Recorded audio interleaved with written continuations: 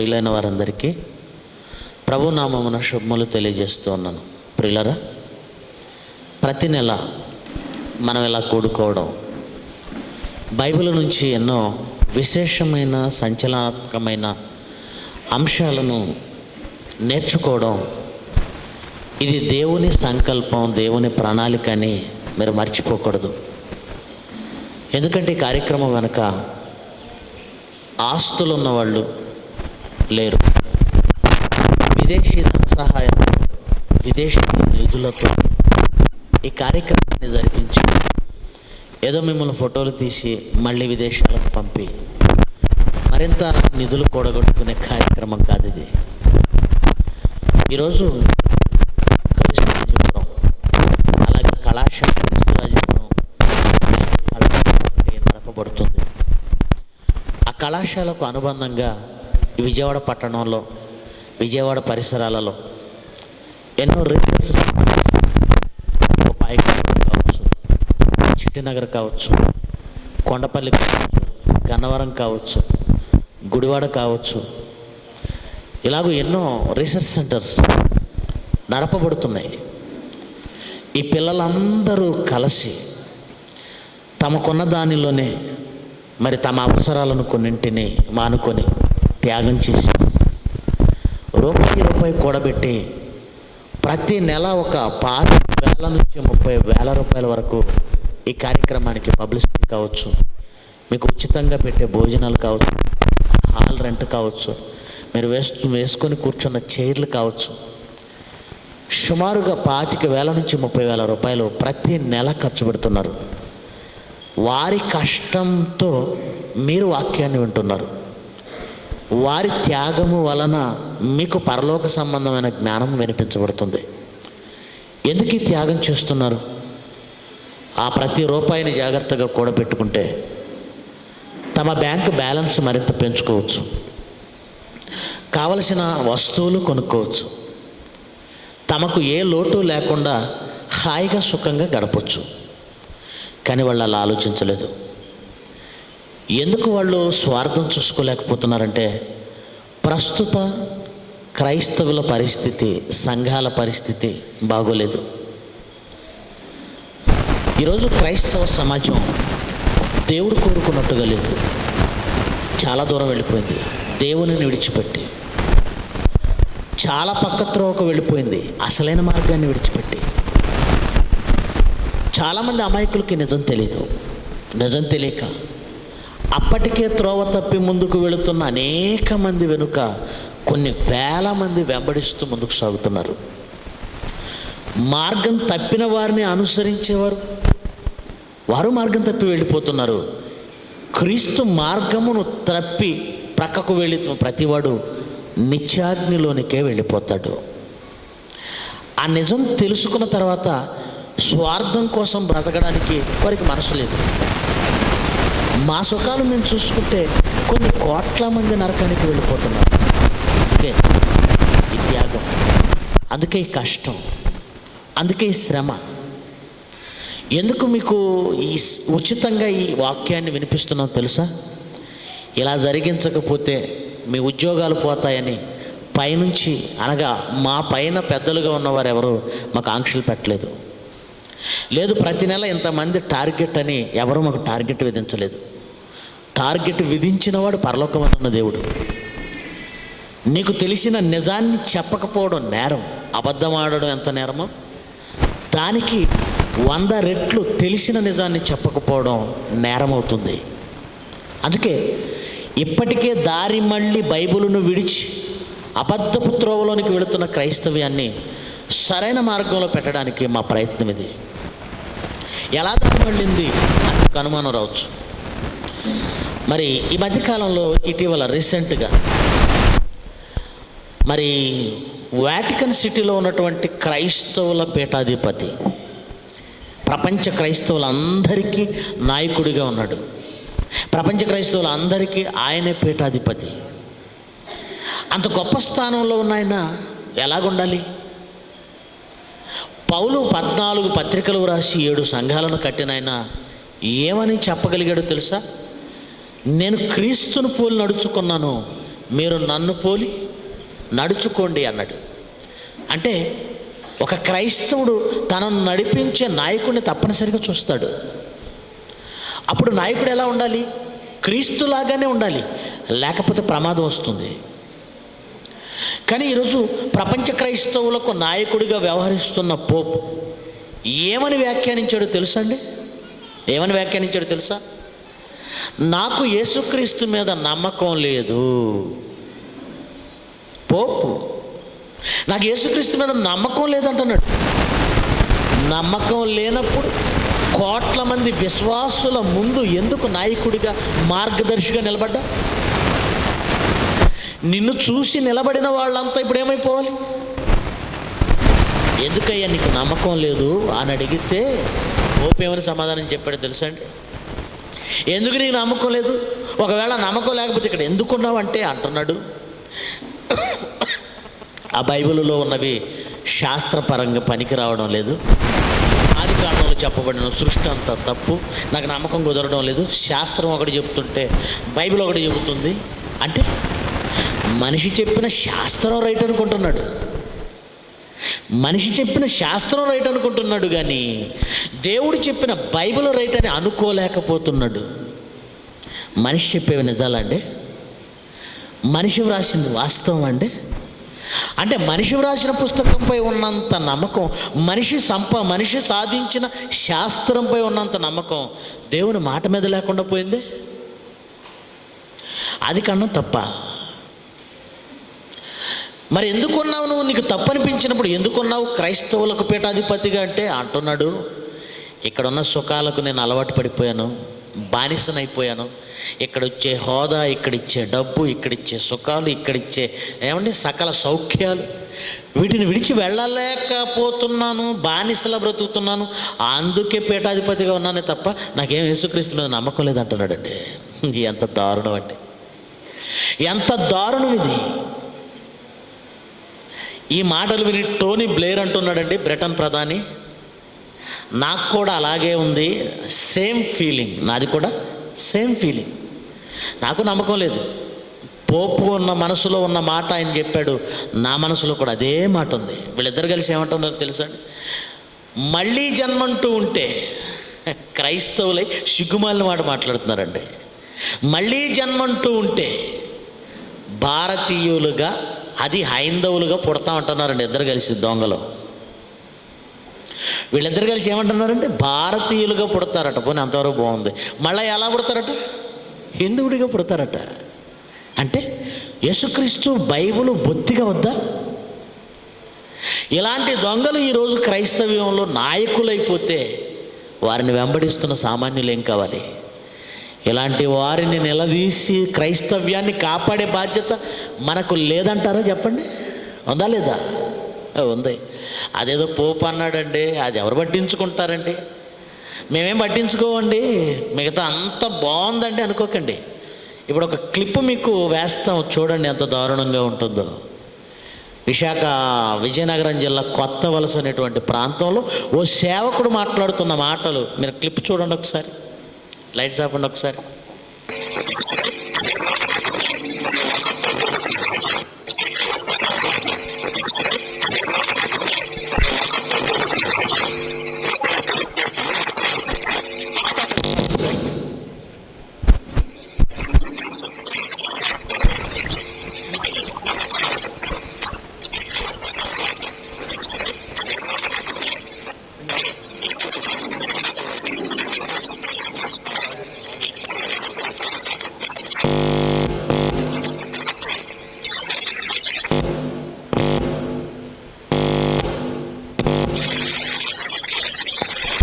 కనబడుతున్న చర్చ అని అర్థమవుతుందా?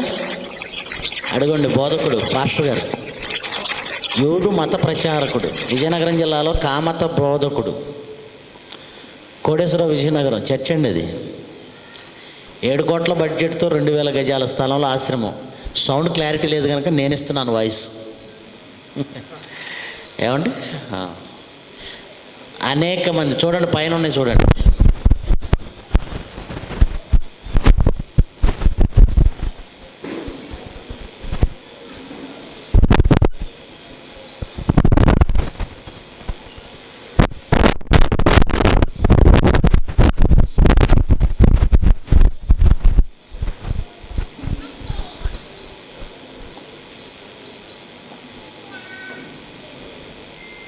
తనతో సంబంధం పెట్టుకున్న వారు స్వర్గానికి వెళతారట. దయాసాగర్ నమ్మి మోసపోయిన అనేక మంది మహిళలు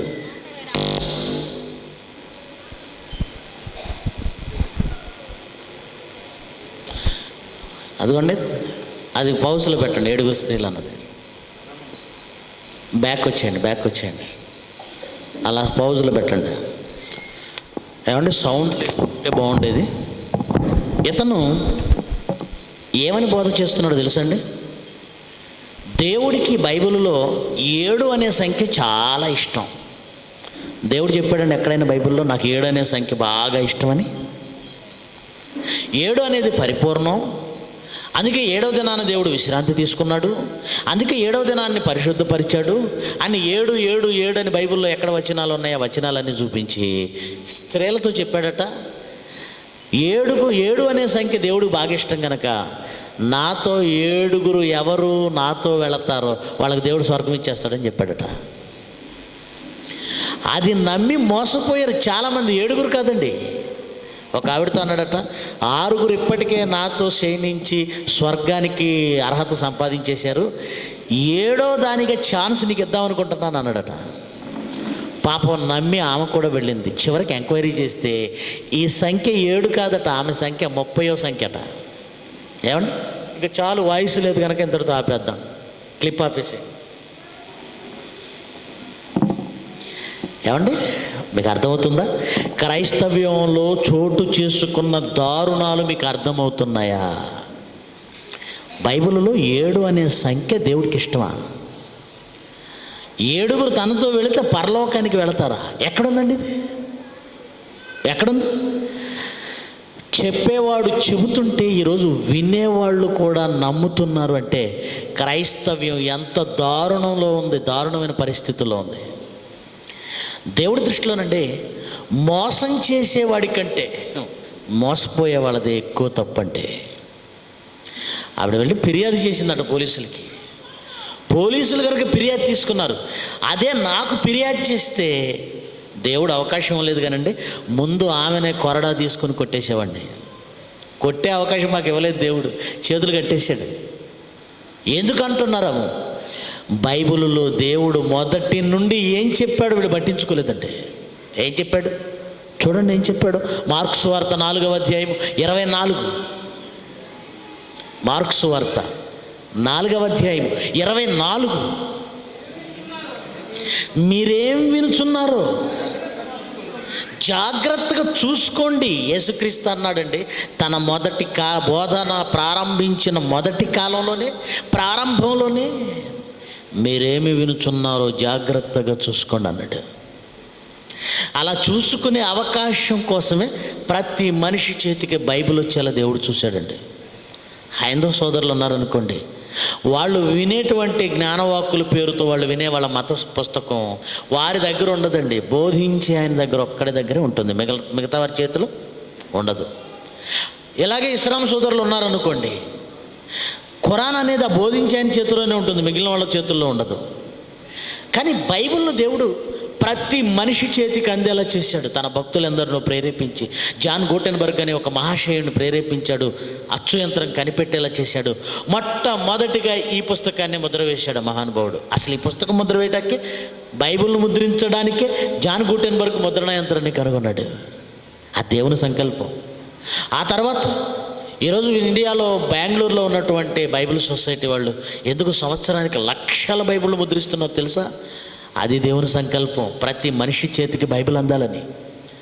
బైబిల్ అందింది. ఒకటి కాదు, ఒక్కొక్కడికి 2 బైబిళ్ళు ఉంచుకుంటున్నారు చాలామంది. ఇంట్లో 5 ఉంటే 10 బైబిళ్ళు కనబడుతున్నాయి.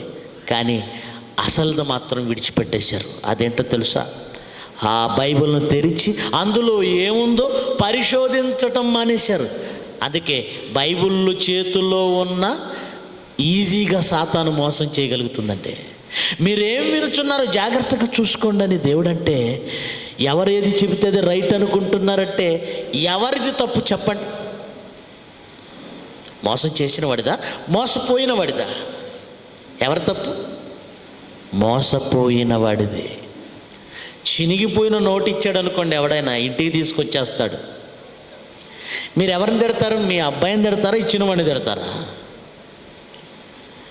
ఎవరిని తిడతారని వీడినే తిడతారు. ఎరా ఇచ్చేవాడు వాడు ఇస్తాడు, ఎవడు దొరుకుతాడా ఇచ్చేద్దామనే చూస్తాడు వాడు. తీసుకునే నువ్వు చూసుకోవాలా వద్దా? అంతేనా కదా? అంతే. చూసుకోవలసిన బాధ్యత నీది. మీరు ఎవరి మీద కోప్పడతారు? వీడి మీదే. ఇప్పుడు దేవుడు ఎవరి మీద కోప్పడాలి? ఎవరి మీద కోప్పడతాడు? వాళ్ళెటు శిక్షార్హులు.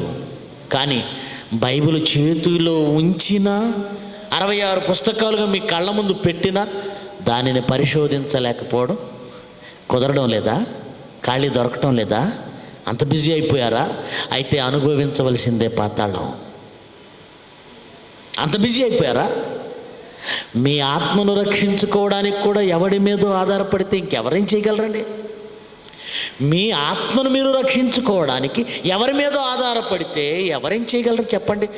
మీ ఆత్మ విషయంలో ఎవరి మీద ఆధారపడకండి, బైబిల్ను నమ్మండి. ఎవరైనా ఇప్పటి వరకు బైబిల్ ఓపెన్ యూనివర్సిటీ వాళ్ళు తప్పి మాట ఎవరు చెప్పరండి. మీరు బైబిల్ చదవనవసరం లేదు, నా మాట వినండి, దేవుడు నాతో చెప్పాడు, నేను మీతో చెప్తున్నాను అంటారు ఎవరైనా? ఒక బైబిల్ ఓపెన్ యూనివర్సిటీ మాత్రమే మిమ్మును మీరే బైబిల్లో వాక్యాన్ని పరిశోధించి వాక్యం ద్వారా మీ ఆత్మను మీరు రక్షించుకోండి. అన్నదమ్ములే ఆస్తుల విషయంలో ఒకడినొకడు నమ్మడండి. ఎందుకైనా మంచిది సంతకం పెట్టరా అంటాడు తమ్ముడే. ఎందుకైనా మంచిది అంటాడు, ఎందుకు మంచిదో మాత్రం చెప్పడం. ఆస్తి విషయంలో అన్నను తమ్ముడు అన్నను నమ్మని పరిస్థితుల్లో ఉన్నప్పుడు ఆత్మ విషయంలో ఎవరిని పడితే వాళ్ళని నమ్మి వాడు చెప్పేది నిజం అనుకుని వాడు వెనక వెళతావా? ఎంతమంది మహిళల జీవితాలు పాడైపోయాయి. ఇది ఒక ఎగ్జాంపులే. ఇలాంటి దారుణాలను మొదలుపెట్టి చెప్పుకుంటూ పోతే క్రైస్తవులు అన్నీ కాదండి. ఈరోజు ఒక వ్యాపారం అయిపోయింది. ఏంటో తెలుసా? యెరూషలేము ఒక పవిత్ర స్థలమని, యెరూషలేము దీవింపబడినది అని, అక్కడికి మీరు వెళితే పుణ్యం వస్తుందని, విశ్వాసం పెరుగుతుందని, పరిశుద్ధులైపోతారని, అక్కడ నేల పవిత్రమని, అక్కడ నీళ్లు పవిత్రమని, అక్కడ గాలి పవిత్రమని, మీరు పరలోకానికి వెళ్ళిపోతారని ఈరోజు కొందరు కోట్ల రూపాయలకు ఆశపడి ఓదరగొడుతున్నారండి. చాలామంది దళారులు, వ్యాపారవేత్తలు, బిజినెస్ గాళ్ళు క్రైస్తవ్యంలో నిలబడ్డారు. ఈ వ్యాపారవేత్తలు ఇన్ని రూపాయలు, ఇన్ని వేలు, ఇన్ని లక్షలు యెరూషలేము యాత్ర అంటాడు. ఎందుకు యెరూషలేము యాత్ర? అది దీవింపబడింది బ్రదర్, అది పరిశుద్ధమైన స్థలం బ్రదర్. ఎలాగైతే ఇతర మతాలకు పవిత్ర స్థలాలు, పుణ్యక్షేత్రాలు ఉన్నాయో, బైబిలు చెప్పని, దేవుడు రాయించని, బైబిలులో లేని ఓ ప్రాముఖ్యతను యెరూషలేముకు అంటగట్టి అదొక పుణ్యక్షేత్రంగా చూపించి దాని దగ్గరకు నువ్వు వెళితే నువ్వు పవిత్రుడు అయిపోతావని ఆశ చూపి ఈరోజు ఎందరో వ్యాపారం చేస్తున్నారు. టిక్కెట్లు అమ్ముకుంటున్నారు, విమానం టిక్కెట్లు. ఎన్నో సంస్థలు ఎంత మాట అన్నారండి. ఈ పోస్టర్ చూడగానే సహజంగా ఎవరికైనా ఏమనిపిస్తుంది? ఎంత మాట అన్నారండి. యెరూషలేము శపించబడిందా? ఈ బైబిల్ ఓపెన్ యూనివర్సిటీ వాళ్ళు ఎప్పుడు ఇంతేనండి. అందరిది ఒక దారి అయితే వీళ్ళది మాత్రం ఇంకో దారి ఉంటుంది. ఊరందరిది ఒక దారట, ఉలిపి కట్టింది మరో దారిట. వీళ్ళందరూ వ్యతిరేకమేనండి, వీళ్ళంతా వ్యతిరేకమేనండి. అలా అనుకుంటున్నారంటే మీకు జ్ఞానం లేదంటే. ఈరోజు ఒక మాట చెప్తున్నాను, జ్ఞాపకం పెట్టుకోండి. పౌలు చెప్పిన మాటే, గలతీయులకు రాసిన పత్రిక, పౌలు గారు రాసిన మాటే, పౌలు గారు చెబుతున్న మాటే ఈరోజు మీతో చెప్తున్నానండి. అపోస్తలుడైన పౌలు ఆయన గలతీయులకు రాసినటువంటి ఉత్తరంలో ఏమంటున్నాడో ఒకసారి చూడండి. 10వ వచనం, గలతీ పత్రిక 1వ అధ్యాయం 10వ వచనం. లైట్ వేయండి స్టేజ్ మీద. ఇప్పుడు నేను మనుషుల దయను సంపాదించుకొని చూస్తున్నానా? మనుషుల దయను సంపాదించుకొని చూస్తున్నానా? ఓ బోధకుడు అడుగుతున్నాడు. ఈరోజు ప్రపంచంలో ఉన్న అనేక మంది క్రైస్తవులు, బోధకులు మనుషుల దయను సంపాదించాలనుకుంటున్నారు. మనుషులకి ఏది ఇష్టమో చెప్పాలనుకుంటున్నారు, మనుషులకి ఇష్టమైంది బోధించాలనుకుంటున్నారు. కానీ పౌలు అంటున్నాడు, ఇప్పుడు నేను మనుషుల దయను సంపాదించుకొని చూస్తున్నానా? నాకు మనుషుల దయ అవసరం లేదు. దేవుని దయను సంపాదించుకొని చూచుచున్నాను. నేను మనుషులను సంతోషపెట్టువాడనా? నేను ఎప్పటికీ ఒకవేళ మనుషులను సంతోషపెట్టాలని అనుకుంటే అసలు క్రీస్తుకు దాసుడును కాకపోయే వద్దునన్నాడు. మనుషులను సంతోషపెట్టాలనుకుంటే నువ్వు క్రీస్తుకు దాసుడు కాలేవు. నువ్వు క్రీస్తుకు దాసుడు అయితే నిజంగా ఎవరికి నువ్వు దాసుడు ఆయన్ని సంతోషపెట్టు. మనుషుల దయను సంపాదించుకొని చూచేవాడు, మనుషులను సంతోషపెట్టేవాడు దేవుణ్ణి సంతోషపెట్టలేడు. కరాఖండిగా చెప్తున్నాడు. ఏమండి, మీరు ఈ మాటలు నమ్మితే పరలోకం వెళతారు, నమ్మకపోతే నాశనం తప్పదు. బైబిల్లో ఉన్నది నమ్మకపోతే. మిమ్మల్ని సంతోష పెడితే మీరు వచ్చేస్తారండి మా దగ్గరికి. ఆశలు చూపిస్తే మమ్మల్ని నమ్ముకుంటే లక్షల రూపాయలు దేవుడు ఇచ్చేస్తాడు, మమ్మల్ని నమ్ముకుంటే మీరు ఇల్లు కట్టేస్తారు, మా బోధలు వింటే మీరు ఆశీర్వదింపబడతారు అని మేము చెప్పి మిమ్మల్ని ఆకర్షించుకోవాలనుకుంటే ఆకర్షించుకోవచ్చు. కానీ నరకానికి వెళ్ళాలి. తర్వాత మిమ్మల్ని సంతోషపెట్టడం కాదు కావాల్సింది మాకు. ఇప్పుడు దేవుణ్ణి సంతోషపెట్టాలి. దేవుణ్ణి సంతోషపెట్టాలంటే ఈ జ్ఞానం ఉన్నది ఉన్నట్టుగా ఖరాఖండిగా ఖచ్చితంగా చెప్పాలి. యెరూషలేము అందరూ దీవించబడింది, దీవించబడింది, దీవించబడింది, దీవించబడిందని అనుకుంటున్నారు. బైబిల్లో ఏముందో చూస్తారా? చూడండి ఒకసారి. బైబిల్లో ఏం రాయబడిందో చూడండి ఒకసారి. ఇర్మియా గ్రంథం 19వ అధ్యాయం. ఇర్మియా గ్రంథం 19వ అధ్యాయం 3వ వచనం నుంచి చదవండి. 3వ వచనం నుండి. నీవిట్లా అనుము, యోధారాజులారా, యెరూషలేము నివాసులారా, యెహోవా మాట వినండి. యెరూషలేము నివాసులారా, యెహోవా మాట వినండి. సైన్యములకు అధిపతియు ఇశ్రాయేలు దేవుడునగు యెహోవా ఇలాగ సెలవిచ్చుచున్నాడు, ఆలకించుడి. యెరూషలేము నివాసులారా ఆలకించండి. దీని సమాచారము వినువారందరికీ. సరిగ్గా చదవండి, సరిగ్గా చదవండి. మీరు ఆపండి, స్టేజ్ మీద ఉన్న వాళ్ళు చదవండి. దాని సమాచారం. దేని సమాచారం? యెరూషలేము సమాచారం. యెరూషలేము అనగానే నేల కాదు, యెరూషలేము అనగానే భూమి కాదు, యెరూషలేము అనగానే కట్టడాలు కాదు. మరేంటి? ప్రజ. విజయవాడ పట్టణం అంటే ప్రజలు ఎవ్వరు లేకపోతే దీన్ని పట్టణం అనరండి, పాడు దెబ్బ అంటారు, శ్మశానం అంటారు. దేశం అంటే మట్టి కాదు, దేశం అంటే మనుషులు. యెరూషలేము గడ్డ మీద నివసిస్తున్న ప్రజలను బట్టి ఆ పట్టణం మంచిదా చెడ్డదా? విజయవాడ అని మంచి పట్టణం అండి అని దేన్ని బట్టి అంటారు? మనుషులను బట్టా, పట్టణాన్ని బట్టా? దేన్ని బట్టి అంటారంటే భూమిని బట్టా, మనుషులను బట్టి. ఇప్పుడు యెరూషలేము గురించి మాట్లాడుతూ అంటున్నాడు, నేను ఈ స్థలము మీదకి, చదవండి మళ్ళీ చదవండి, ఆలకించుడి. దాని సమాచారం వినువారి అందరికీ చెవులు గింగురుమనునంత కీడు నేను ఈ యెరూషలేము మీదకి రప్పించబోతున్నాను అన్నట్టు. యెరూషలేము దీవించబడిందని మీరు అంటున్నారు. ఆ యెరూషలేము గురించి దేవుడేమో రాయిస్తున్నాడు తెలుసా? వినువారి చెవులు గింగురుమనునంత కీడు నేను ఈ స్థలం మీదకి, దీవించిన స్థలం మీదకి కీడు రప్పిస్తాను. దీవింపబడిన స్థలం మీదకి కీడు వస్తుందా? శపించబడిన స్థలం మీదకి కీడు వస్తుందా? దేని మీదకి వస్తుంది చెప్పండి? శపింపబడిన దాని మీదకి. వినువారి చెవులు గింగురుమనున్నంత కీడ. విన్నవాళ్ళ చెవులే ఏమవుతాయట దానికి కలిగిన కీడును వింటే? విన్నవాడి చెవులే గింగురుమంటే దాన్ని అనుభవించిన వాడు ఏమైపోవాలి? విన్నవాడి చెవులు గింగురుమంటే ఆ శాపానికి గురై ఆ కీడు తగిలిన వాళ్ళు ఏమైపోవాలంటే? ఎలాంటి కీడు యెరూషలేముకి వచ్చిందో తెలుసా? అంటే ఎలాంటి కీడు వచ్చిందో తెలుసా?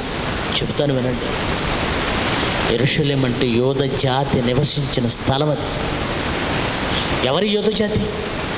అబ్రహామును దీవించి, నీ సంతానం వలన ఈ భూమిలోని సమస్త జనములు దీవించబడతారు అని అబ్రహామును బట్టి ఏర్పరచుకున్న ఒక జాతిది.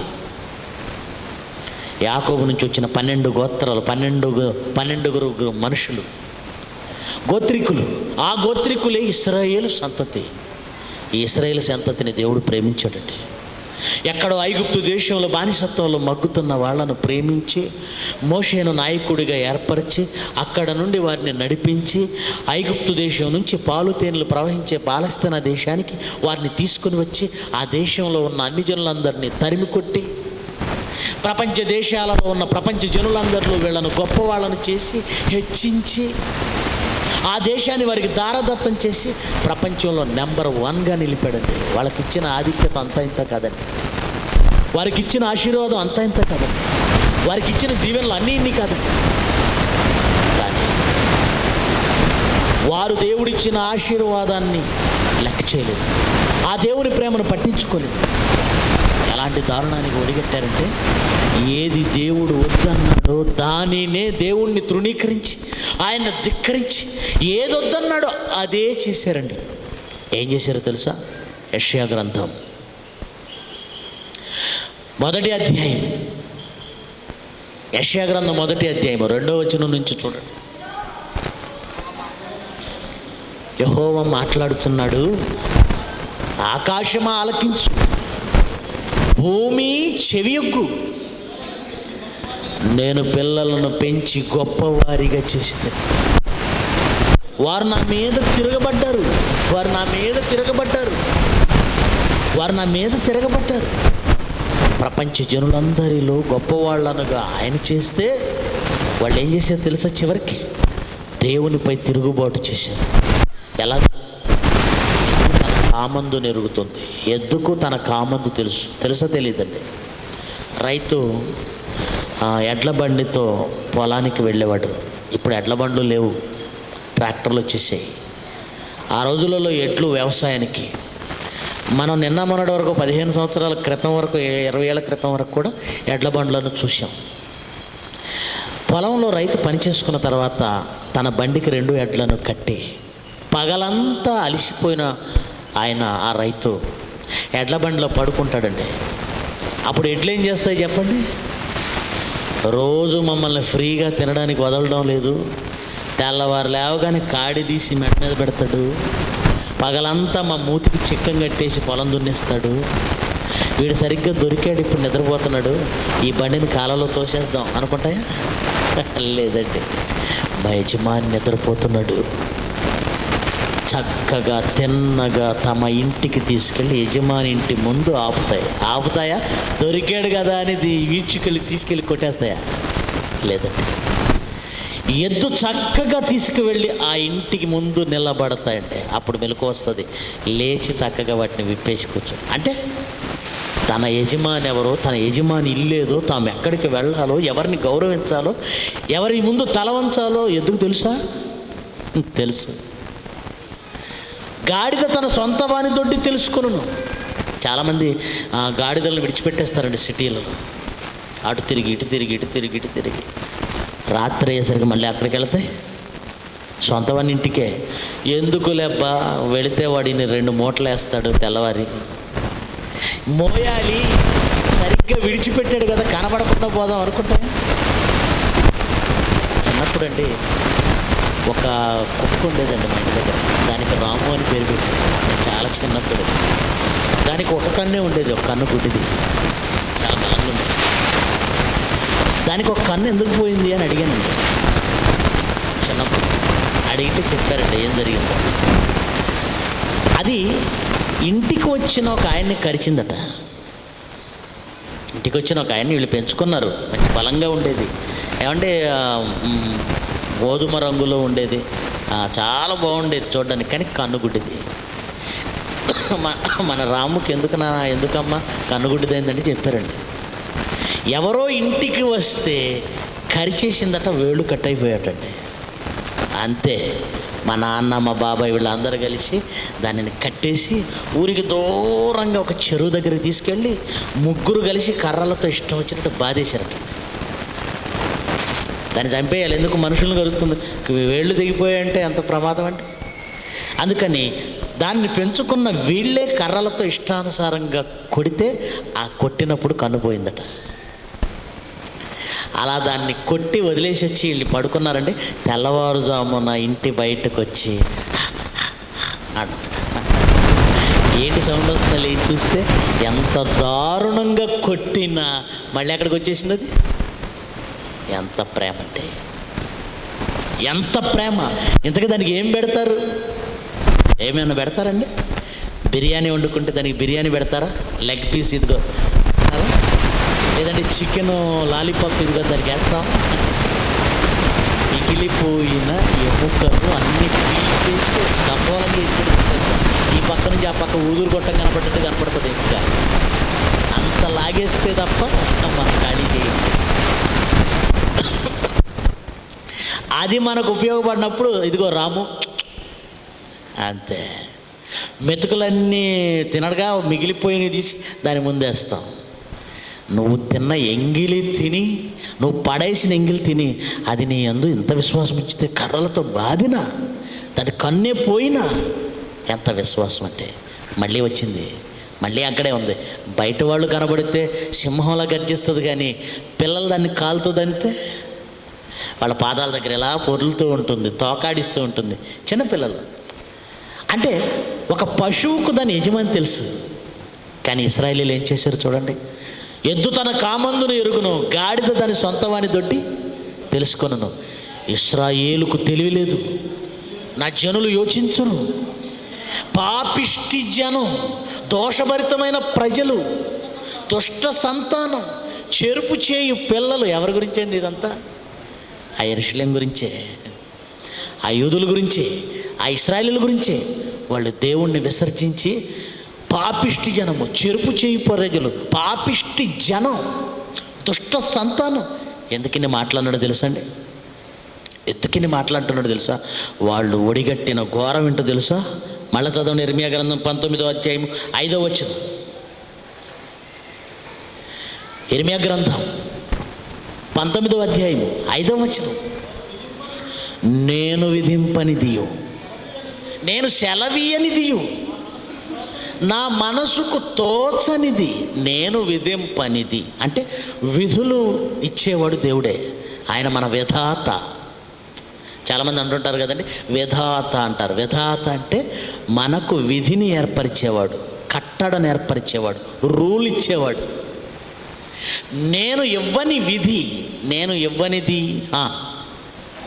నేను సెలవీయనిదియు, అసలు నా మనసుకు తోచనిదియు ఆచారాన్ని ఆచరిస్తున్నారట. దేవుడి మనస్సుకు తోచని ఒక ఆచారం వాళ్ళు ఆచరిస్తున్నారట. దేవుడు అనేవాడు అడగని ఆచారం. ఏంటిది? చదవండి ఏంటది. నెక్స్ట్ చదవండి ఏంటది. తమ పిల్లలను, తమ కుమారులను దహన బలులుగా ఏమండి కాల్చుటకై బయళ్ళకు బలిపీఠం కట్టించిరి. ఇందును బట్టి యెహోవా సెలవిచ్చు మాట ఏమనగా, రాబో దినములలో ఈ స్థలము హత్యలోయ. పుణ్యక్షేత్రం నువ్వు అంటున్నావు, ఆయన దాన్ని ఏమన్నాడు? హత్యలోయ. హత్యలోయ ఏమంటే దేవుని పిల్లలు, గర్భము ఫలము దేవుడిచ్చు బహుమానమని ఆయనంటే, నా పిల్లలు అని ఆయనంటే, ఏ రోజు కూడా ఈ పిల్లలను నాకు బలిచ్చేసేయండి అని వాళ్ళకు విధినివ్వలేదండి. విధినివ్వలేదు. నేను విధింపనిది, నేను సెలవీయనిది, నా మనసుకు అసలు తోచనిది వాళ్ళు ఏం చేస్తున్నారో తెలుసా? ఎవడో బయలు, ఐగుప్తు దేవతలు, ఫిలిస్తీన్ దేవతలు, కనానీయుల దేవతలు, ఏమండి ఎందరో దేవతలు, కెమోషు దేవత, మోయాబీల దేవత, ఇలాగూ తమ చుట్టూ ఉన్నటువంటి దేవతలందరినీ అనుసరించి ఆ దేవతల దగ్గర కొన్ని ఆచారాలు. ఏంటి ఆచారాలు? దేవుడు అన్నవాడు ఎవడైనా మనుషులు నాకు బలియండి అంటాడండి? నేను సెలవీయని దానిని ఎవడో చెప్పాడని వారి పిల్లలను బలిచ్చేశారటండి. అగ్నిగుండంలో వేసేసారటండి. అగ్నిగుండం దాటిస్తున్నారట, అగ్నిలో వేసేస్తున్నారట, తమ పిల్లలను బయలుకు బలిచ్చేస్తున్నారట. దేవుణ్ణి విడిచిపెట్టి దేవుణ్ణి కాదని ఇతర దేవతల వైపు మళ్ళడమే ఘోరమైన పాపం. దేవుడు సహించలేని పాపం అండి. అదే దేవుడు సహించలేడైతే తమ పిల్లల్ని తీసుకెళ్ళి ఏం చేశారట? అగ్నిలో దహించేశారట, బలిచ్చారట బయలుకి. దేవుడు శాపం ఇచ్చాడండి. యెరూషలేము దీవించాడు కదండి అనకండి.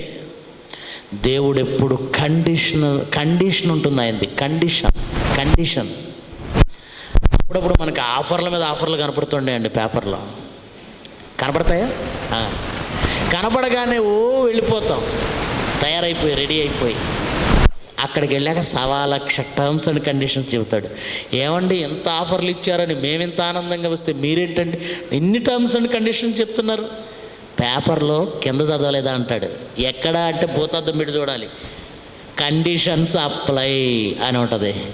అది చదవకుండా ఎగురుకుంటూ వచ్చేసాం. దేవుడు దీవించాడు. ఎవరిని? దీవించాడు. ఇశ్రాయేలు పిల్లల్ని దీవించాడు. దీవించే రోజు ఏమన్నాడు తెలుసా?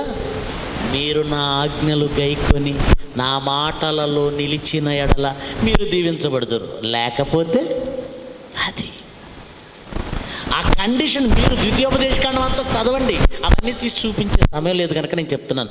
ద్వితీయోపదేశకాండం ఆకాశవాకులు ఎక్కి దీవిస్తానన్నది. ఇంట దీవించబడతావు, పొలంలో దీవించబడతావు, వీధిలో దీవించబడతావు, నీ పిండి పిసికే తొట్లు పిండి అయిపోదు, నూనె అయిపోదు. ఇవన్నీ ఎప్పుడు ఆయన ఆజ్ఞలలో నువ్వు నిలిచినప్పుడు, ఆయన నిబంధనలో నువ్వు నిలిచినప్పుడు, ఆ నిబంధనలో ఉన్నప్పుడు. ఎప్పుడైతే నిబంధన మీరుతావో ఏమవుతుంది? శాపం. భయంకరమైన శాపాలు చెప్పాడండి. కొన్ని చూడండి, చూపిస్తే మీకు బాగుంటుంది అనుకుంటున్నాను. ద్వితీయోపదేశకాండం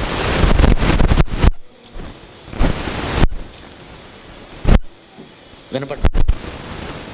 ద్వితీయోపదేశకాండం 4వ అధ్యాయము 25. మీరు ద్వితీయోపదేశకాండం 4వ అధ్యాయం 25.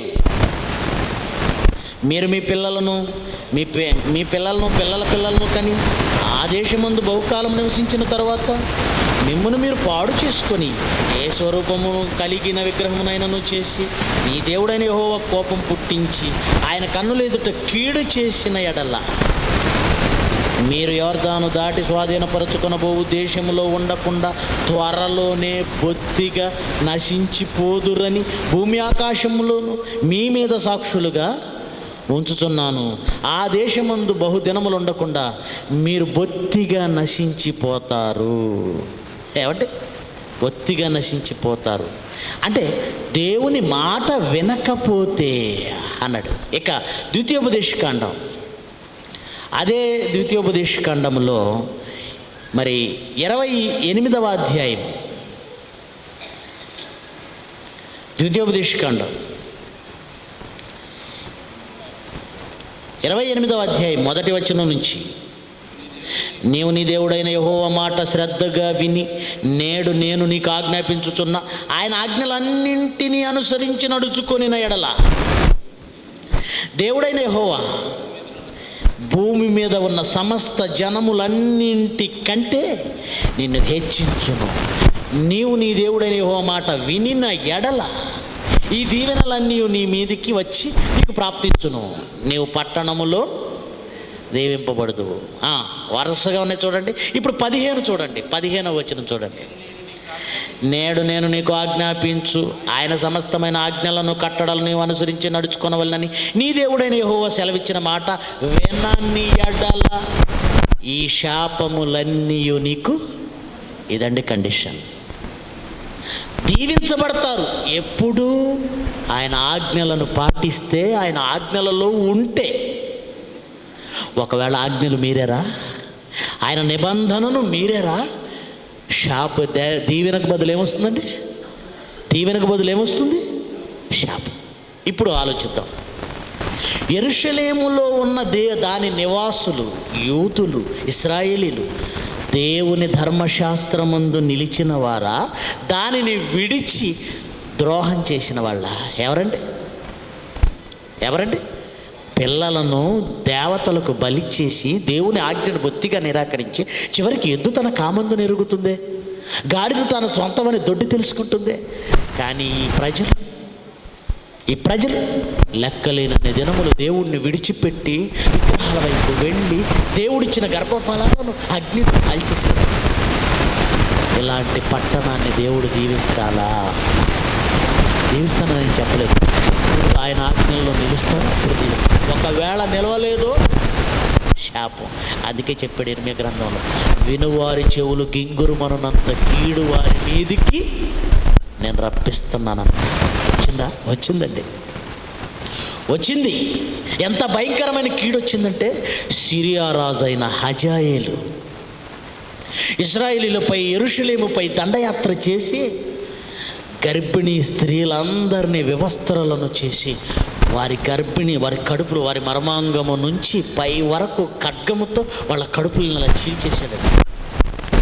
నిలబెట్టేసి వాళ్ళ కడుపు చీలిపోయింది, ఆ కడుపులో ఉన్న బిడ్డ చచ్చిపోయింది. అతి దారుణమైనటువంటి హింస వాళ్ళకు వచ్చిందండి. వింటే ఎలా ఉందంటే, గర్భిణీ స్త్రీలను వ్యవస్థలు చేసి వారి కడుపు నుంచి బిడ్డలో లోపల ఉన్న బిడ్డ చచ్చిపోయేంతగా కడుపుల్ని చీల్చేశాడా?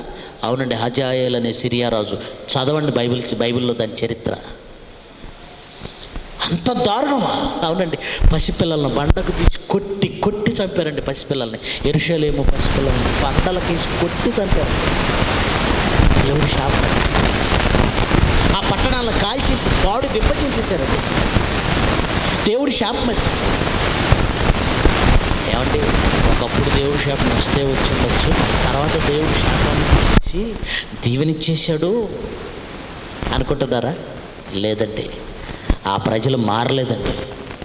యేసుక్రీస్తు వచ్చిన కాలానికి ఎలా ఉన్నారో చూస్తారా?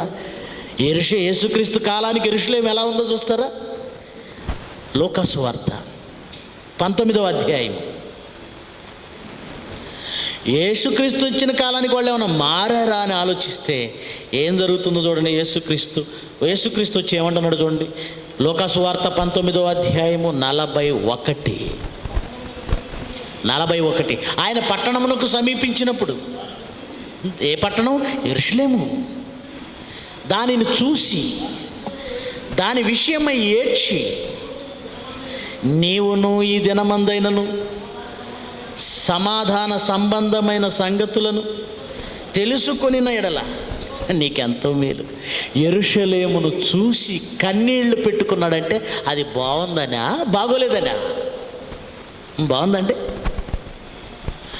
సాక్షాత్తు దాని ఆ రాజే దాన్ని పట్టణాన్ని సందర్శించినప్పుడు అది కన్నులు మూసుకుందటండి. దాని కన్నులు మూసుకుందట. యేసుక్రీస్తు రాజు, ఇదిగో నీ రాజు, ఇదిగో భారవాహక పిల్ల గాడిదను ఎక్కి వస్తున్నాడు అని ప్రవక్తలు చెప్పినటువంటి మాటలంటే అవి చదివి సాక్షాత్తు ఆయనే గొర్రె పిల్ల గాడిద పిల్ల మీద ఊరేగుతూ ఆ యెరూషలేము వీధుల్లో చూస్తే వాళ్ళంతా చూసి ఏమన్నా తెలుసండి? యెరూషలేము వీధుల్లో తిరుగుతుంటే ఈయన ఎవరు? లేఖనంలో చెప్పలేదా గాడిద మీద ఎక్కి వస్తాడు అని? లేదా? ఉంది. మరి ఈయన ఎవరు? ఈయనేంటి ఇలాగ వచ్చేస్తున్నాడు? ఈయన ఎవరు? ఆయన దగ్గరికి వచ్చేసారు. బాలుర నోట, చంటి పిల్లల నోట స్తోత్రం ఉంచేదను అన్న ప్రవక్తల మాటలను చదివి కూడా వాళ్ళు ఏమన్నారు తెలుసా? చిన్న పిల్లలు నిన్ను ఏమంటున్నారో వింటున్నావా? వాళ్ళ నోళ్ళు మూయించు.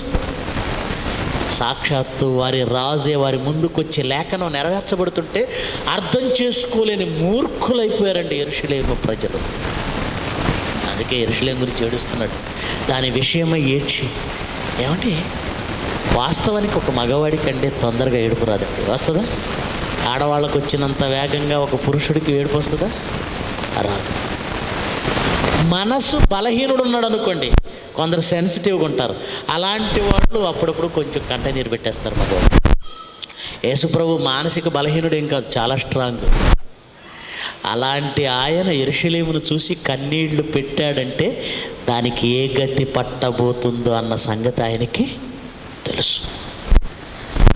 దానికి ఏ గతి పట్టబోతుందో అని తెలుసు. మత్తయి సువార్త 23వ అధ్యాయం 37.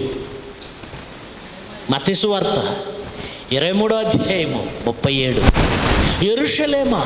యెరూషలేమా ప్రవక్తల్ని చంపుచు మీ యొద్దకు పంపబడిన వారిని రాళ్లతో కొట్టుచూ ఉండుదానా? యెరూషలేము ఏంటండి? పవిత్ర భూమి, దీవించబడిన స్థలమా, పుణ్యక్షేత్రమా. అసలు యెరూషలేము పట్టణం ఏంటో దేవుడు చెప్తున్నాడు చూడండి. యెరూషలేమా, యెరూషలేమా, నీ యొద్దకు పంపబడిన ప్రవక్తలను చంపేస్తావు నువ్వు. ఎందరో ప్రవక్తలను చంపివేసిన రక్తభూమి అండి అది. దాన్ని దేవుడు దీవిస్తాడు. ప్రవక్తలను చంపిన వారిని దేవుడు దీవించాడా? పరకీయ కుమారుడైన జకర్యా రక్తము వరకు నీతిమంతుల రక్తమంతా చిందించిన రక్తభూమి యెరూషలేము. ఆ పై వచనాల్లో చెప్తాడు, 23వ అధ్యాయం పై వచనాల్లో, వారి రక్తమంతా ఈ తరం వారి మీదకి రాబోతుంది శాపం అన్నాడు. క్రీస్తు శకం 72లో ఈ పట్టణం మీదకి మళ్ళీ శాపం వచ్చింది. క్రీస్తు శకం 72లో దానిని ముట్టడి వేసి ఏమండి దేవాలయాన్ని పడగొట్టి యెరూషలేమును ఛిద్రం చేసి సర్వనాశనం చేసేసాడండి. సర్వనాశనం చేశారు ఆ పట్టణాన్ని రోమీయులు. ఆలోచించండి ప్రియమైన దేవుని పిల్లలారా. చదవండి, మళ్ళీ చదవండి ఆ మాట. మత్తయి సువార్త 23వ అధ్యాయం 37. యెరూషలేమా, యెరూషలేమా, ప్రవక్తలను చంపుచు నీ యొద్దకు పంపబడిన వారిని రాళ్లతో కొట్టుచూ ఉండుదానా. కోడి తన పిల్లలను రెక్కల క్రిందకి ఎలాగూ చేర్చుకొనును, అలాగే నేను నీ పిల్లలను ఎన్నో మార్లు చేర్చుకొనవలనని ఉంటిని కానీ మీరు వల్లకపోతిరి. ఇదిగో మీ ఇల్లు నేను మీకు విడిచేశాను, సర్వనాశనానికి నేను వదిలేశాను, విడిచేశాను. యేసుక్రీస్తు కాలానికి కూడా దానిలో మార్పు లేదండి, మార్పు లేదు. ఇక అపోస్తలుడైన పౌలు కాలానికైనా కనీసం యేసుక్రీస్తు మరణించిన తిరిగి లేచిన తర్వాత అలా తిరిగి లేవడం చూసి, అయ్యో మేము చంపివేసిన వాడు తిరిగి లేచాడే, మేము తప్పు చేశామే అని యెరూషలేము ఆ యూదులు మారు మనసు పొందారంటే లేదండి. ఏం చేస్తున్నారు చూడండి. తెస్సలోనికి రాసిన మొదటి పత్రిక, అపోస్తలుడైన పౌలు తెస్సలోనికి పట్టణానికి రాసిన మొదటి ఉత్తరంలో మొదటి అధ్యాయము 14 నుంచి చూడండి. 14 నుంచి మొదటి పత్రిక మొదటి అధ్యాయము 14వ వచనం నుంచి. 2వ అధ్యాయమా? క్షమించండి, 2వ అధ్యాయం 14 నుంచి చూద్దాం. 2వ అధ్యాయం 14 నుంచి. అవును సహోదరులారా, మీరు యోదయలో క్రీస్తు యేసునందున్న దేవుని సంఘములను పోలి నడుచుకున్న వారైతిరి. వారు ఎవరి వలనట? వారు యూదుల వలన అనుభవించినట్లే శ్రమలే. యోదయలో ఉన్న దేవుని సంఘాన్ని యూదులు ఏం చేశారట? శ్రమల పాలు చేశారు. వాటి శ్రమలే మీరు కూడా మీ దేశస్థుల వలన అనుభవించారు. ఆ యూదులు తమ పాపములను ఎల్లప్పుడూ సంపూర్తి చేసుకోవచ్చు. వాళ్ళ పాపాలను సంపూర్తి చేశారట. అంటే 1-2 పాపాలు కాదు, సంపూర్తి చేసేసారు. పడిపోయింది వాళ్ళ పాపం. ప్రభు అయిన యేసును, ప్రవక్తలను చంపేశారటండి యెరూషలేము వాసులు. యేసుక్రీస్తుని చంపింది ఎవరు? వాళ్ళే. ప్రవక్తలను చంపింది ఎవరు? వాళ్ళే. ప్రవక్తలను యేసుక్రీస్తుని చంపడం కాదు, వాక్యం చెబుతుంటే మమ్మల్ని హింసించి అన్యజనుల రక్షణ పొందుటకై వారితో మేము మాట్లాడకుండా మమ్మను ఆటంకపరచుచు దేవునికి ఇష్టలు కాని వారును మనుషులందరికీ విరోధులు ఆ యూదులు.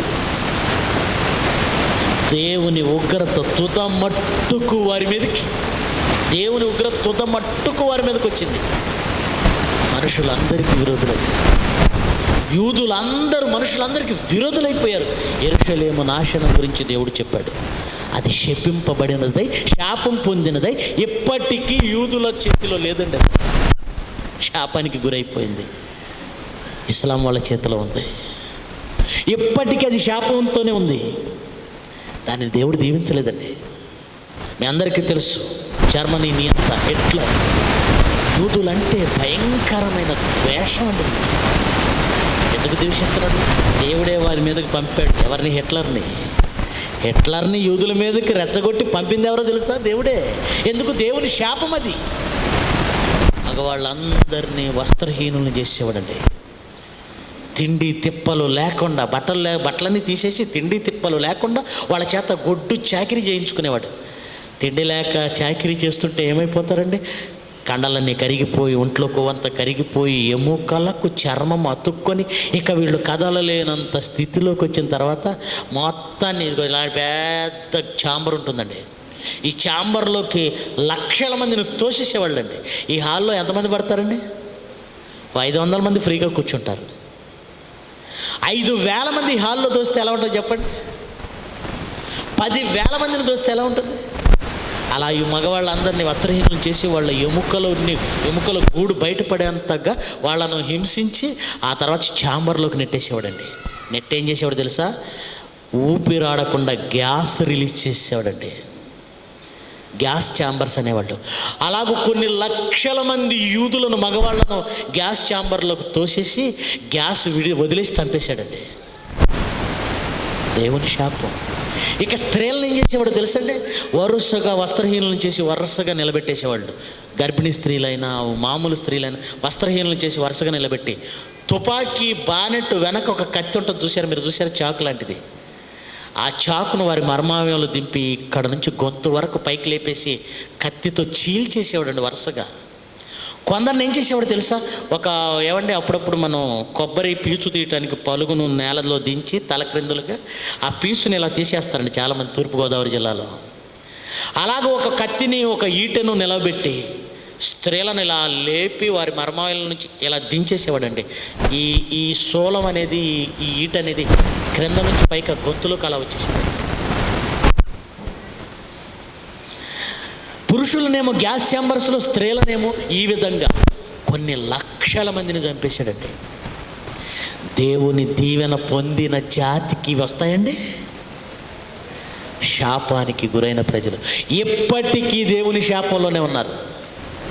యేసుక్రీస్తుని నమ్మరండి. ఎందుకు ఇప్పటికీ దేవుని శాపంలో ఉన్నారు? యేసుక్రీస్తుని నమ్మరు. యేసుక్రీస్తుని నమ్మితే వాడిని రక్షించేస్తాడండి. ఎంతటి శాపగ్రస్తుడైనా విమోచించే శక్తి ఎవరికి ఉంది? యేసుక్రీస్తుకి. యేసుక్రీస్తుని నమ్మితే శాప విముక్తి. కానీ నమ్మరే.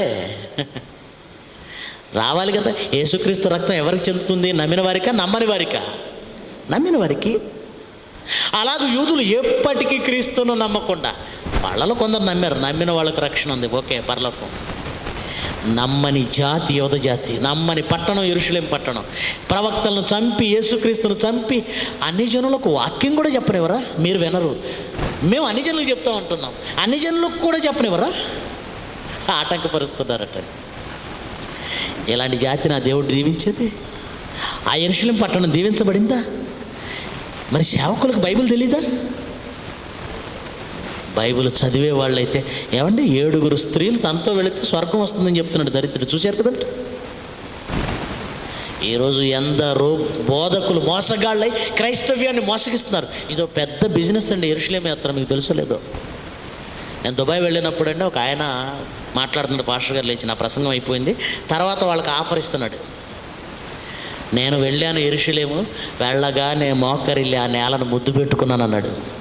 ఆ ముద్దు పెట్టుకున్నవాడు కాలేసి అలా తొక్కేస్తే సరిపోయేది.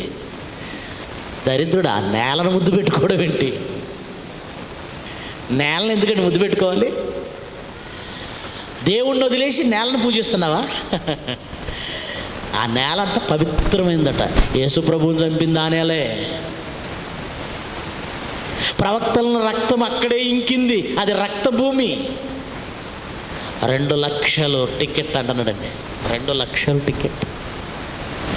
అక్కడ నుంచి వెళితే 50,000 ఏమవుతుందటండి. దుబాయ్ నుంచి దగ్గరది. 2 లక్షల టికెట్. పాపం అమాయకులు కదండి. యేసుక్రీస్తు నడయాడిన భూమి, పాదాలు తాకిన భూమి. ఆయన వాళ్ళు ఎవరు పట్టించుకోకుండా వాళ్ళు చంపేశారు అక్కడ. వీళ్ళేమంటారు? ఆయన పవిత్ర పాదాలు తాకిన భూమి, ఆయన గాలి, ఆయన తాగిన నీళ్లు తాగిన యొర్దాను నది.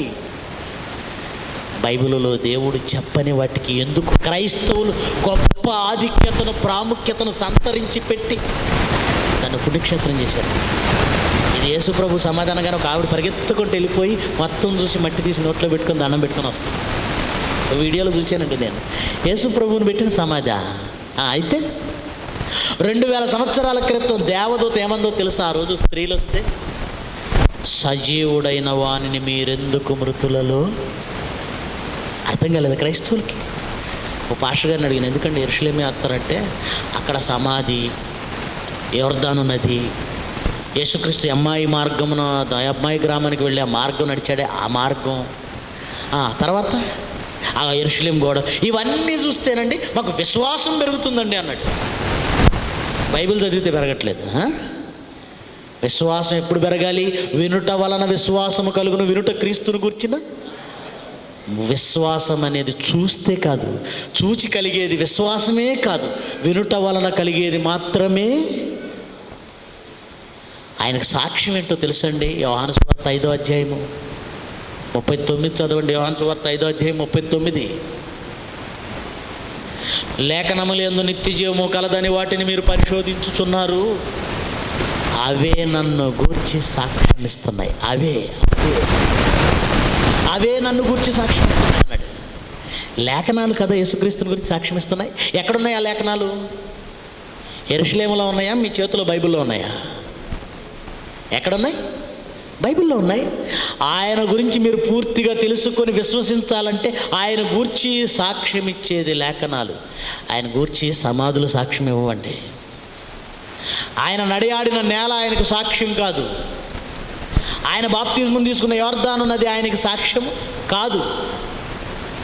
లేఖనములు నన్ను గూర్చి సాక్ష్యం ఇస్తున్నాయి. మరి యెరూషలేము దీవించబడిందని ఎందుకు వెళుతున్నారు? బైబిల్లో కొన్ని మాటలు వీళ్ళకి అర్థం కాకండి.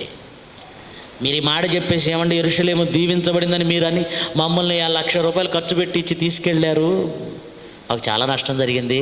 సంతోష్ కుమార్ గారు చెప్పారు యెరూషలేము శపించబడింది అని నేను చెప్పిన వచనాలు మీరు చూపించారు అనుకోండి, మీకు కళ్ళు తిరిగిపోయే రెఫరెన్స్ వాళ్ళు చూపిస్తారు. దాని వివరణ మీకు తెలియకపోతే అది నిజం అనుకో, మళ్ళీ ఇప్పుడు చెప్పిందంతా వదిలేసి మళ్ళీ ఇంకోసారి ట్రిప్ వేస్తారు యెరూషలేము.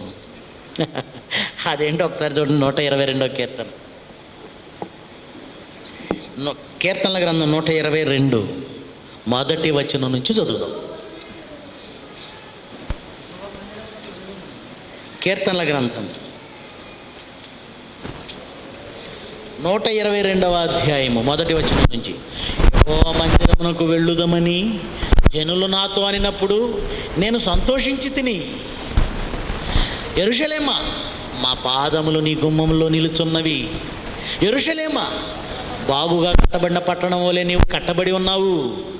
ఇశ్రాయేలుకు నియమింపబడిన శాసనమును బట్టి యెహోవా నామమును కృతజ్ఞత స్తుతులు చెల్లించుచున్నాను. వారి గోత్రములు యెహోవా గోత్రములు అక్కడికి ఎక్కి వెళ్ళును. అతడు న్యాయము తీర్చుటకై సింహాసనములు, దావీదు వంశీయుల సింహాసనములు స్థాపించబడి ఉన్నవి. యెరూషలేము యొక్క క్షేమము కొరకు ప్రార్థన చేయడి. యెరూషలేమా నిన్ను ప్రేమించువారు అంతే. ఈ మాట చూపించగానే యెరూషలేమును మళ్ళీ ఒకసారి వెళ్ళి ముద్దు పెట్టుకొని వస్తారు మీరు. ఎందుకు?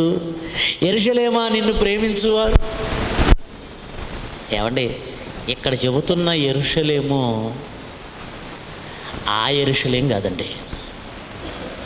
ఒకవేళ ఆ యెరూషలేము గురించే దావీదు ఈ మాట చెప్తే యేసు ప్రభువు దాన్ని ప్రేమించాడా, శపించి వెళ్ళాడా? ఏం చెప్పాడండి? నిన్ను ముట్టడి దెబ్బ వేసి నిన్ను వదిలేస్తున్నాను. యేసు ప్రభు యెరూషలేమును ప్రేమించలేదే. యూదులు ఏమండి, క్రైస్తవులు ఎవరో యెరూషలేమును ప్రేమించలేదే. పౌలు చెప్పాడండి పత్రికల్లో, సంవత్సరానికి ఒకసారి యెరూషలేము యాత్ర చేయండి. పేతురు చెప్పాడండి. యేసుక్రీస్తు ప్రేమించలేదు, అపోస్తలులు ప్రేమించలేదు, మొదటి శతాబ్దంలో క్రైస్తవులు ప్రేమించలేదు, పైగా దాన్ని శపించబడిన పట్టణంగా దేవుడు చెప్పాడు. మరి ఈ మాట చూపించేసి యెరూషలేమును ప్రేమించువా, యెరూషలేమును దీవించువారు వర్ధిల్లుదురు, యెరూషలేమును ప్రేమించువారు వర్ధిల్లుదురు అని ఈ మాట చూపిస్తున్నారు. ఇది ఏ యెరూషలేము? భూమి మీద ఈరోజు పట్టణముగా కనబడుతున్న యెరూషలేము శపించబడింది. ఈ యెరూషలేము ఆ యెరూషలేం కాదండి. ఇది మరొక యెరూషలేము. ఆ యెరూషలేము ఏదో చూస్తారా? చూడండి. ప్రకటన గ్రంథం 21వ అధ్యాయం మొదటి వచనం నుంచి. అందరూ తీశారా? అందరూ తీయాలి, మీకు తెలియాలి. యెరూషలేము అనగానే ఆనాడు యూదుల నివాసం ఉన్న రాజులందరూ రాజధానిగా చేసుకున్న ఆ యెరూషలేము అనుకొని చాలామంది 122వ కీర్తన చదివి మోసపోయి యెరూషలేమును ప్రేమిస్తే మేము కూడా వర్ధిల్లిపోతామని వెళ్ళిపోతున్నారు. ఎంతకీ ఆయన మాట్లాడుతున్న యెరూషలేము ఏదో తెలుసా? చూడండి. నేను క్రొత్త ఆకాశమును క్రొత్త భూమిని చూచి తిని, మొదటి ఆకాశం మొదటి భూమి గతించిపోయాను. ఏమంటే మొదటి ఆకాశం మొదటి భూమి ఏమైపోయిందట? ఇప్పుడు యెరూషలేము అనేది ఉన్నది మొదటి ఆకాశములో మొదటి భూమిలో, అంతేనా? ఇప్పుడు యూదులు కాపురం ఉన్నటువంటి యెరూషలేము ఉందే, అది మొదటి ఆకాశములోను మొదటి భూమిలో ఉంది. ఇప్పుడు ఆ మొదటి ఆకాశం మొదటి భూమి ఏమైపోయిందట? గతించిపోయాను. తర్వాత 2వ వచనం, మరియు రెండవ వచనం, మరియు నేను నూతనమైన యెరూషలేము అను పరిశుద్ధ పట్టణం. ఇక్కడ ఎవరో యెరూషలేము వచ్చింది. ఏ యెరూషలేము ఇది? నూతనమైన యెరూషలేము. పాత యెరూషలేము కాదా? కాదు. పాత యెరూషలేము పాడు దెబ్బ చేయబడింది, శపించబడింది. ఇప్పుడు మన వాళ్ళందరూ యెరూషలేము యాత్ర పేరుతో వెళుతున్నది నూతన యెరూషలేముకా పాత యెరూషలేముకా? శపించబడిన పాత యెరూషలేముకి. నూతన యెరూషలేము ఒకటి ఉంది, దానిని ప్రేమించువారు వర్ధిల్లుతారు. దాని క్షేమం కొరకు ప్రార్థన చేయాలి. మన పాదములు దాని వద్ద ఉండాలి. ఇంతకీ అదెక్కడుంది? నూతన యెరూషలేము. నూతనం అంటే క్రొత్తది. ఎక్కడుంది అంటే చెప్తున్నాడు, చూడండి ఎక్కడుందో. మరియు నేను నూతన యెరూషలేము అను ఆ పరిశుద్ధ పట్టణం తన భర్త కొరకు అలంకరింపబడిన పెండ్లి కుమార్తె వలె సిద్ధపడి పరలోకమందున్న దేవుని యొద్ద నుండి దిగివచ్చుట. ఆహా, ఎంతకీ ఆ నూతన యెరూషలేము ఏదో తెలుసా? పరలోకము నుండి దిగి వచ్చింది, తన భర్త కొరకు అలంకరింపబడింది. ఎవరండి ఈ వధువు? ఎవరి వధువు? సంఘం. సంఘమును నూతన యెరూషలేము అన్నాడు. దాని క్షేమం కొరకు ప్రార్థన చేయండి అన్నాడు. దేని క్షేమం? నూతన యెరూషలేము అనబడిన సంఘం కొరకు. ఈ సంఘమును ప్రేమించువారు వర్ధిల్లుదురు అన్నాడు. యెహోవా మందిరమునకు పోవుదము అంటే యెహోవా మందిరము ఆ మందిరం కాదండి. ఇప్పుడు ఏది మందిరం? యెహోవా మందిరం. ఏది యెహోవా మందిరం? చూడండి, ఎవరు యెహోవా ఆలయము? చదవండి. తిమోతికి వ్రాసిన మొదటి పత్రిక 3వ అధ్యాయము 15వ వచనం చదవండి. మొదటి తిమోతి 3వ అధ్యాయము 15వ వచనం. అయినను నేను ఆలస్యం చేసిన ఎడల దేవుని మందిరములో అనగా జీవము గల దేవుని సంఘములో, దేవుని మందిరము అనగా ఏంటండి? జీవము గల దేవుని సంఘము. జీవము గల దేవుని సంఘము. ఈరోజు దేవుడు మాట్లాడుతున్న ఆనాడు దావీదు చెప్పిన ఆ ప్రవచనం, ఆ మందిరం ఏదో తెలుసండి? యెరూషలేము మందిరం గురించి కాదండి. యెరూషలేము మందిరం గురించి కాదు. రాబోయే ఆ పట్టణం, పరిశుద్ధ పట్టణం, నూతన యెరూషలేము, సంఘమును గురించి మాట్లాడాడు ఆయన. ఆ సంఘమే దేవుని మందిరం. ఇక హగ్గయి గ్రంథం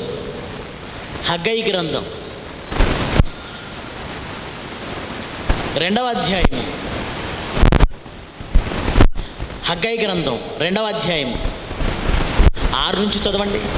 6 నుంచి. మరియు సైన్యములకు అధిపతి యెహోవా సెలవిచ్చున్నదేమనగా, ఇంకా కొంతకాలము ఇంకొక మారు ఆకాశమును భూమిని సముద్రమును నేలను నేను, అదే ప్రకటనలో చెప్పాడు. క్రొత్త పాతది గతించిపోయాను. ఏమండి? మొదటి ఆకాశం మొదటి భూమి ఏమైపోయాయట? గతించిపోయాయి. దాన్ని ఇక్కడ చెప్తున్నాడు హగ్గయిలో. కొంతకాలం ఇంకొక మారు ఆకాశమును భూమిని సముద్రమును నేను కనిపింపజేసేదను, అన్ని జనులందరినీ కదిలింపగా అన్ని జనులందరి యొక్క ఇష్ట వస్తువులు తేబడును, నేను ఈ మందిరమును మహిమతో నింపుదును. ఇదే సైన్యములకు అధిపతియగు యెహోవా వాక్కు. తర్వాత, వెండి నాది, బంగారు నాది, ఇదే సైన్యములకు అధిపతియగు యెహోవా వాక్కు. 9, ఈ కడవరి మందిరము యొక్క మహిమ. ఈ కడవరి మందిరం అంటే ఆయన మాట్లాడుతున్న మందిరం అంతకుముందు ఉన్న మందిరం గురించి కాదు. కడవరి కాలంలో ఒక మందిరం వస్తుంది. ఈ కడవరి మందిరము మునుపటి మందిరము యొక్క మహిమను మించునది. ముందున్న మందిరం ఏంటి? యెరూషలేము మందిరం.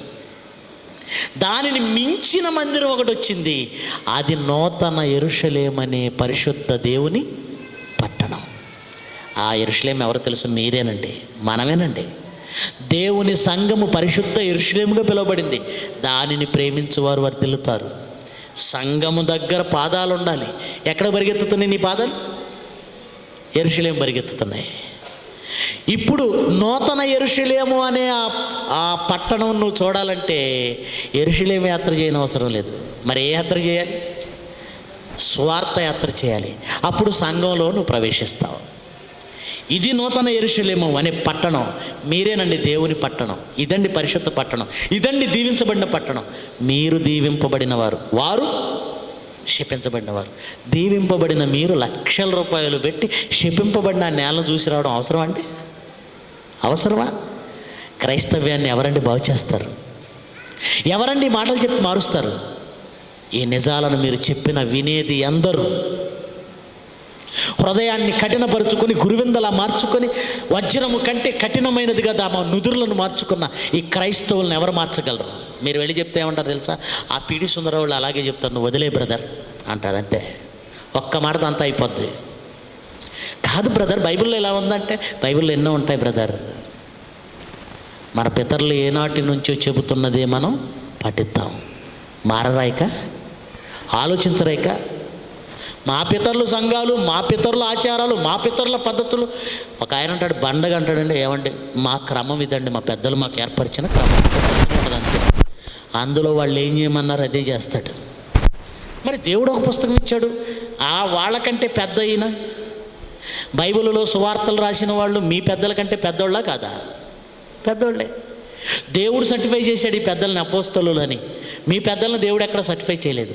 ఎవరి మాట వినటం బెటర్ అండి? మన పెద్దలు రాసిన పుస్తకాలు బెటరా? దేవుడు నియమించిన అపోస్తులను పెద్దలు రాసిన పుస్తకం బెటరా? ఈ బైబిల్లో ఉన్న జ్ఞానాన్ని ప్రక్కన పెట్టి ఈరోజు ఎందరో సాతాను అనుచరులుగా మారిపోతున్నారు. వాళ్ళకి తెలియకుండానే సాతాను అనుచరులు అయిపోయారు. సంఘానికి, దేవుని వాక్యానికి వ్యతిరేకంగా మారిపోయారు. అనేకులైన అమాయకులను నరకానికి నడిపించేస్తున్నారు.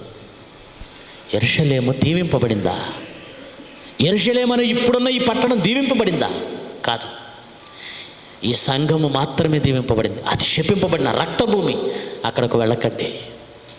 హత్యానేరము ఎవరి మీద మోపబడుతుందో ఆ హత్యానేరం మోపబడిన వాడికి సహకరించకూడదు. వాడు హత్య చేసి రక్తంతో వస్తుంటే, రానాయన ఇంట్లోకి ఏంటి రక్తంతో ఉన్నామని వాడికి స్నానం చేయించి, కొత్త బట్టలు వేయించి, భోజనం పెట్టి పడుకోబెట్టామని పోలీసులు ఏం చేస్తారు తెలుసా? వాడికి సహకరించినందుకు గాను నిన్ను కూడా అదే కేసులో ఇరికించి లోపలేస్తారు. దేవుని శాపానికి గురైపోయిన ఆ పట్టణాన్ని ఇప్పుడు ప్రేమిస్తే ఏం జరుగుతుందో తెలుసా? అదే శిక్ష నీకు కూడా అమలవుతుంది. మీరేమి విరుచున్నారో జాగ్రత్తగా చూసుకోండి. యెరూషలేము, ప్రస్తుతం భూమి మీద ఉన్న ఈ యెరూషలేము శపించబడింది. దేవుని సంఘం అనబడి ఈ నూతన యెరూషలేము దీవించబడింది. ప్రార్థన చేసుకోండి. ప్రేమ కలిగిన మాట్లాడలేదు కొంతమంది. మీ పిల్లలు అదృష్టవంతులు. అందుకే మీరు వ్రాయించిన వాస్తవాల యొక్క విశ్లేషణ అందుకోగలుగుతున్నారు. కేవలం విని విడిచిపెట్టడం కాదు నాయన, మీ పిల్లలకు మీరు సత్యాలు చెప్పుతున్నది. అబద్ధాలలో ఎందరో క్రైస్తవులు కూరుకుపోయారు. అవాస్తవాలతో ఎందరో బోధకులు క్రైస్తవ్యాన్ని దారి తప్పిస్తున్నారు. అలాంటి సాతాను అనుచరుల, క్రీస్తు వేషంలో, అపోస్తలుల వేషంలో ఉన్న ఎందరో దొంగ అపోస్తలు, దొంగ సేవకులు, దొంగ బోధకులు, అందమైన మీ పొలాన్ని పాడుగా చేస్తున్న గుంటనక్కలు లాంటి వాళ్ళు. ప్రజలను చైతన్యపరచాలి. ఏది నిజమో ప్రజలకు వివరించాలి. అందుకే నాయన క్రీస్తురాజపురం కళాశాల, అలాగే రీసెర్చ్ సెంటర్ల పిల్లలందరూ కలిసి కష్టపడ్డారు. మరి కష్టాన్ని వెచ్చించారు. ప్రజలను చైతన్యపరచడానికి కార్యక్రమాలు నిర్వహిస్తున్నారు. మీ బిడ్డలందరినీ ఏ చేతులైతే తమ కష్టాన్ని ఇచ్చాయో ప్రతి ఒక్క బిడ్డను జ్ఞాపకం చేసుకోండి. ఏ చేతులు అయితే శ్రమ పడుతూ ఇన్ని ఏర్పాట్లు చేశాయో ప్రతి ఒక్క బిడ్డను జ్ఞాపకం చేసుకోండి. మీ పిల్లలను ఆకలితో పంపడానికి ఇష్టం లేక తమ కష్టాన్ని ఇచ్చి వారికి ఆహారం సిద్ధపరిచిన బిడ్డలను జ్ఞాపకం చేసుకోండి. వడ్డించే చేతులను జ్ఞాపకం చేసుకోండి. చేరవచ్చిన ప్రతి బిడ్డను దీవించమని, మరింత మీ వాక్యంతో వర్ధిల్ల చేయుటకు మధ్యాహ్న వేళ కూడా మమ్మల్ని సత్యవాక్యంలో నడిపించమని అర్థిస్తూ యేసుక్రీస్తు వారి అతి శ్రేష్టమైన నామాన్ని ప్రార్థన సమర్పిస్తున్నాము తండ్రి. ఆమెన్. అందరికీ